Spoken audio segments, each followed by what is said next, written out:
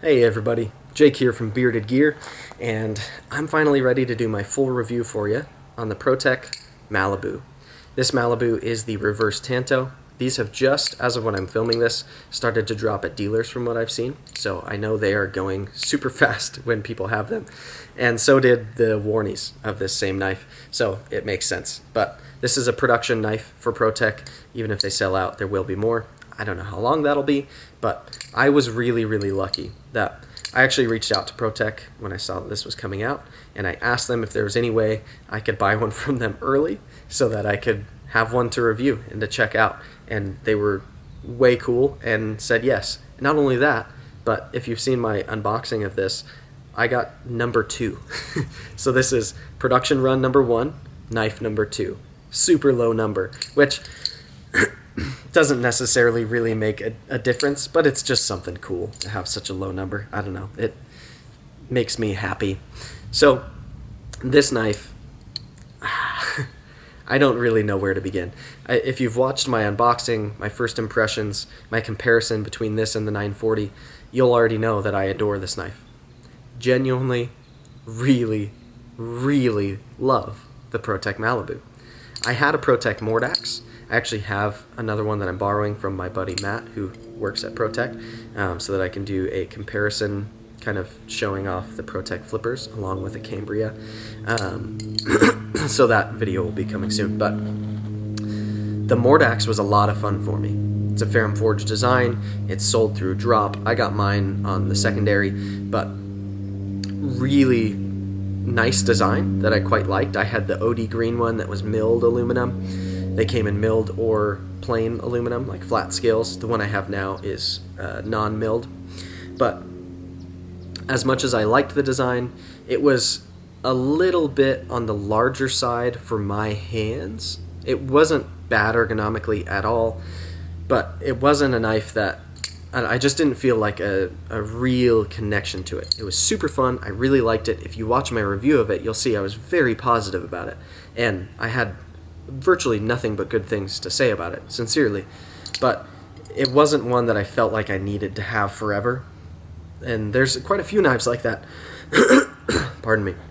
To be totally fair, there's a lot of knives that I really like, and there's no fault behind them, but they're just not a knife that I feel like I need to keep forever. And the way that I'm able to buy new knives is often by selling knives. So when I saw that this was coming out, I decided I was going to sell my Mordax, and I was going to, as soon as this came out, get one. And I think I was right, because this knife feels like it was built for me. It's just so ridiculously good as an EDC knife. It's phenomenal in so many ways. And I guess I'll just start walking through it, like what I love so much about this knife. I've already said a lot of it in my comparison with the 940, because I went through kind of each of those grading points and gave this a case as to why it should win them. But let's go through the construction of it real quick, and then I'll just highlight my favorite things about it. So the blade on this one is CPM 20CV.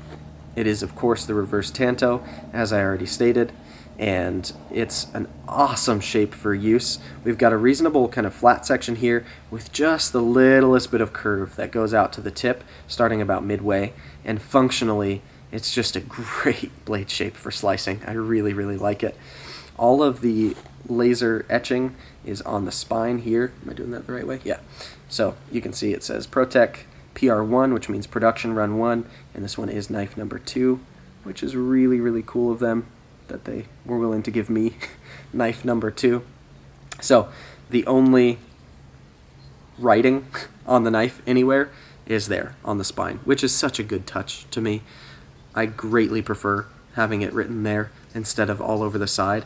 And then it's cool too, because it's the fact that it's laser etched there, it doesn't really give me like more grip. It's not like actually having jimping there, which I'm really glad they didn't put jimping there, but it does almost like kind of index and tell me where my finger is, because I can feel that lettering with my thumb, which is interesting. I guess, yeah, so the only other place where there's any writing on here, I don't know if you'll be able to see it, but on the flipper tab itself, it says CPM 20CV right there. And again, it's just kind of tucked away in a spot that's so non-invasive and doesn't hinder the design by putting lettering on it. I really like that this design is just kind of left to speak for itself. And yeah, it's really, really good. It almost makes it look like it's a prototype knife or something, which is kind of cool to me. So then we've got really nice Protech hardware. I think they must make all of their own hardware there because it's so well done and suits the knife so well. We obviously have a push button, this being a button lock. The scales are aluminum and they're hard anodized black. I really like the finishing of their anodizing, how it gives you a little bit of texture. It's not smooth like aluminum would be if it was just machined, but it's also not rough or gritty. It doesn't scuff or snail trail easily. It's actually quite resilient from what I've experienced. And then over here we have the pocket clip, which is a loop over deep carry clip, which extends all the way to the butt of the knife. So when it's in your pocket, what you see is clip and not a bunch of knife sticking out. I really appreciate that. That's the way a deep carry clip should work. Additionally, the way that this deep carry clip is finished, if you can see inside there, they nest the clip into the scale. So they machined a slot in the scale for the clip to sit. And then they like countersink the holes in the clip so that the screws, which are flat, they're not like rounded screws, they're perfectly flush, they sit perfectly flush into the clip itself, which is sitting flush into the scale. So there's just a perfectly flush line under the clip. There's no steps of clips stepping up and then screw stepping up, which gets in the way of your pocket. This is the best way to do a clip. It's so good. I love this pocket clip. When I did my first impressions, the clip was also doing a little bit of like a ting kind of rattle when I would actuate the knife because it had just the slightest gap. My buddy Matt rebent it in 3 seconds when I met up with him and threw it back on and it was gone. So I think the clip was just slightly, like not quite bent enough the way it came to me, and the good news is that was the easiest fix ever for him to do, and if I needed to do it at home now, I would have zero fear about doing it. Literally just pull the pocket clip off, tighten it a tiny bit, put it back on, and you're gravy. One thing that they also mentioned, I don't remember if it was Matt or if it was their social media guy, Derek, who I was talking to, but one of them mentioned that a lot of the people who've had slight issues with the action on their Malibu, which I have not, but with it being hotter months, the way that their lubricant sits in this action, it can, if it's sitting like hot in the box in transit for a long time or on your doorstep or something, it can actually kind of affect the lubricant. So if you have knife pivot lube or something like that, he let me know to go ahead and just put a little bit extra in if you start to get a little bit of grittiness, and it's just because this type of action does prefer having some lubricant. So I think he said put it in there. He might have even said put a tiny bit in the button and then just actuate it a bunch and let it work its way through.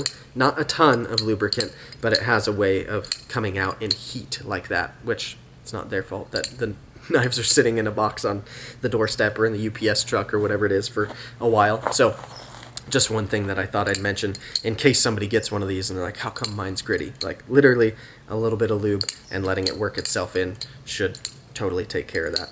But the action on mine, holy balls, it's so good.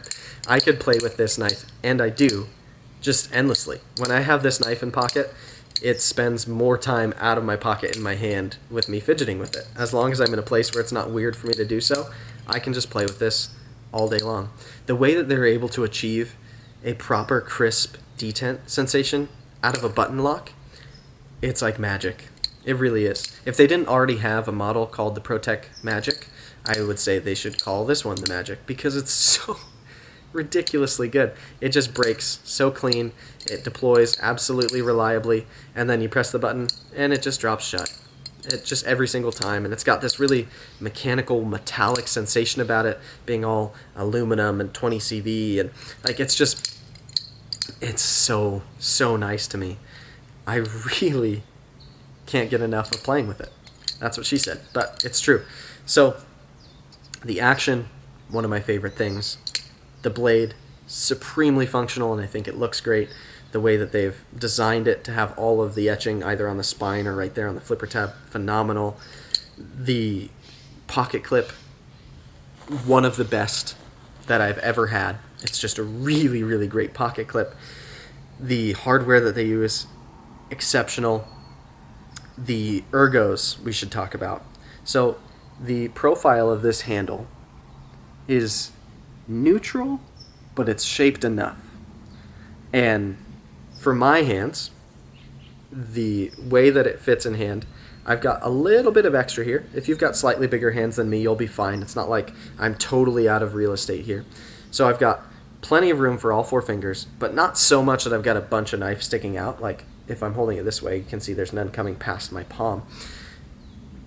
It's just the right size, and then the way that they've shaped these, like, granted very minute grooves that are in here, this groove here feels amazing on my foremost finger, and then this is really just one big swoop, but they've put, I don't know if you can see, just a little bit of like scalloping or chamfering there, and all of it, I can't imagine anyone would find this knife uncomfortable. It feels so good in my hands.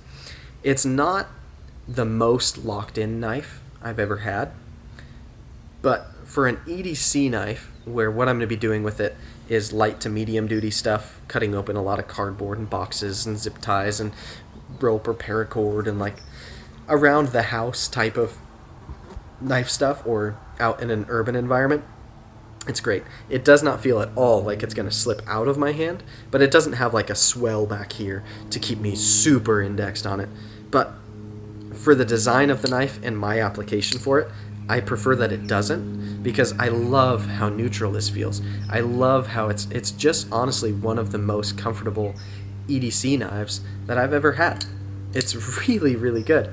It's not boxy or blocky, but it's also not overly rounded. It feels like the index and where the blade and the edge go feels super like tangible. I can tell where this knife is pointing, and it feels really comfortable to use, and there's nothing sharp on it. It's a really well done handle design, and the way it looks too.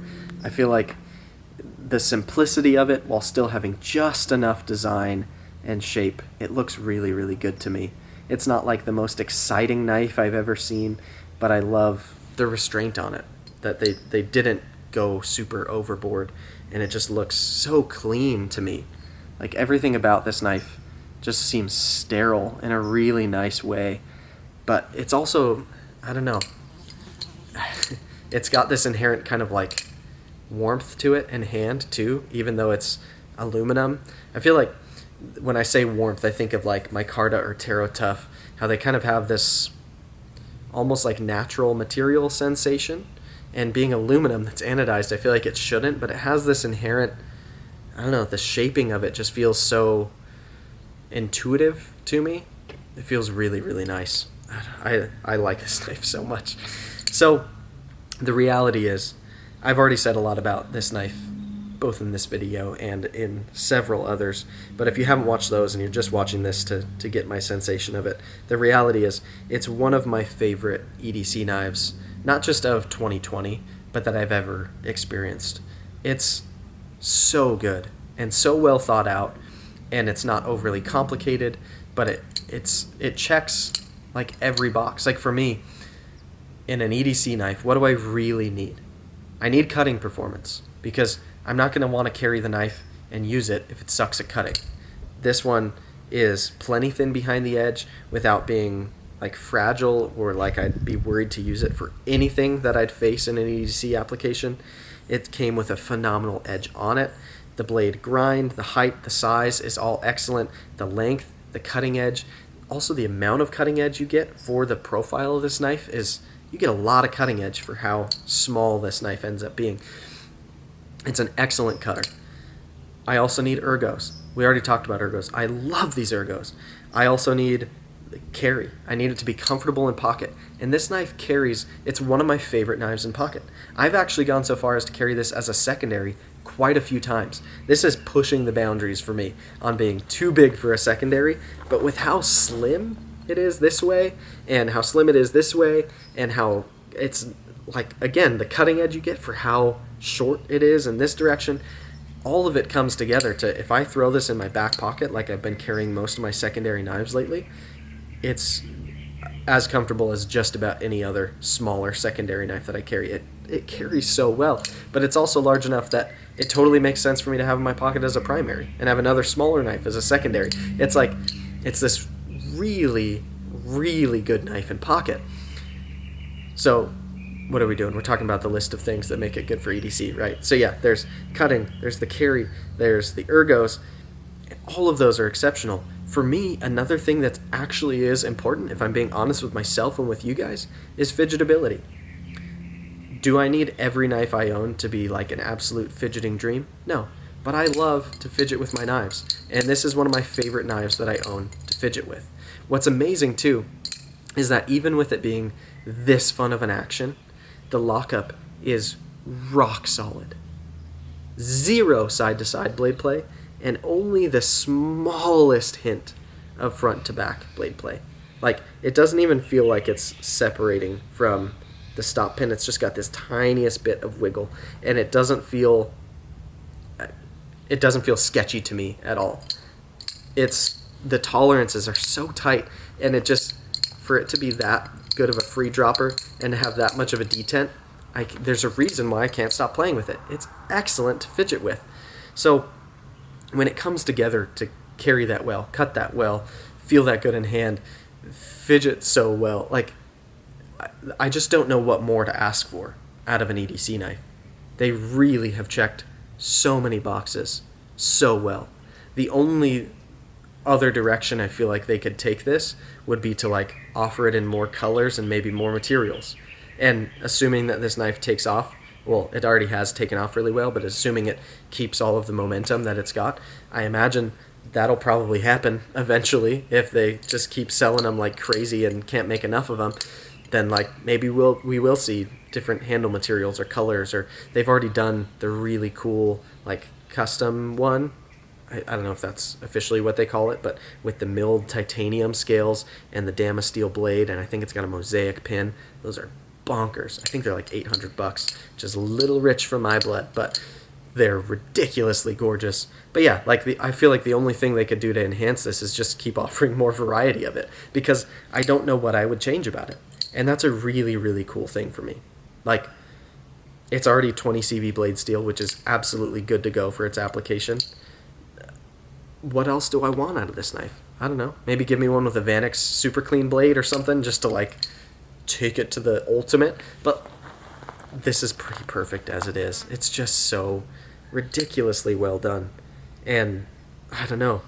It's remarkable how, when I really look at this knife closely, like, it's a very simple design and shape and form, and there's nothing crazy complex happening here, and it just reiterates to me that you don't need to over-design something to make it good. It's so simple and focused on just being what it needs to be and nothing more, and it makes it so good. So anyways, that's enough fanboying, I guess. I always really like Protech knives. I've owned several. I've had some of their autos. I've had the Mordax. I've had this. And I've actually got a CQC7 Emerson auto on the way that I wanted to give away. Shout out to Sharp and Pointy Swags. But this one's far and away my favorite design of theirs. It's so good. And I always like their quality. I always enjoy their designs. I've never had a Protech I didn't like. But this one is just beyond for me, and I think the more people that experience these, the more fans there will be of them, and it's just gonna get bigger and bigger, the demand for these, because it's so excellent. I don't know. Anyway, that'll be my full review. I've said quite a bit. This is the Protech Knives Malibu, specifically in the Reverse Tanto Blade shape. Get into focus. There we go. And not only is it one of my favorite knives I've experienced in 2020, it's one of my favorite EDC knives ever. It's just really, really excellent, and I can't get enough of it. So there you have it. I'm sure you'll see it more down the road in collection videos or comparisons or pocket dumps and stuff like that, because it's one I plan to use and carry a lot. But there you go. Thanks for watching, guys.